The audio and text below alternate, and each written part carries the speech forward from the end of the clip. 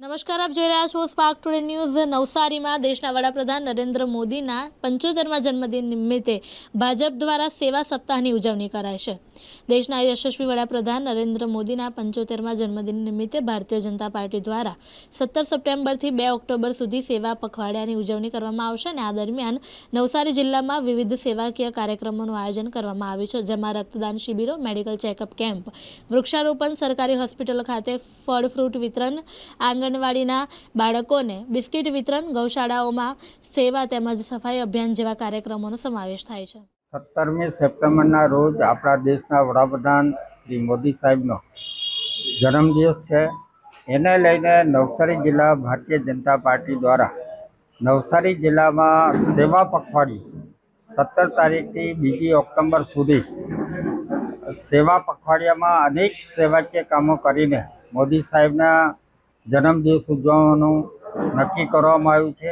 આ સેવા પખવાડિયા દરમિયાન નવસારી જિલ્લાના તમામ ગામોમાં સ્વચ્છતાનો કાર્યક્રમ, બ્લડ ડોનેશનનો કાર્યક્રમ, એક પેડ માં કે નામનો વૃક્ષારોપણનો કાર્યક્રમ અને બહેનો દ્વારા ફ્રી મેડિકલ ચેકઅપ અને મેમોગ્રાફી નું ચેકઅપ, સાથે સાથે સિવિલ હોસ્પિટલ અને બીજા સ્થાનો પર ગરીબ માણસોને અને સિવિલ હોસ્પિટલની અંદર દર્દીઓના સગાવાળાને ફ્રી ભોજનની વ્યવસ્થા કરવામાં આવી છે। સાથે સાથે નવસારી જિલ્લામાં આવતા તમામ આશ્રમ શાળાઓમાં જે આપણા સિનિયર સિટીઝનો છે એને પણ જમણવારની વ્યવસ્થા કરવામાં આવી છે અને બીજા અનેક એવા સેવાકીય કામો કરીને અમારા નવસારી જિલ્લા ભારતીય જનતા પાર્ટીએ આ સેવાકીય પખવાડિયું ઉજવવાનું નક્કી કરવામાં આવ્યું છે।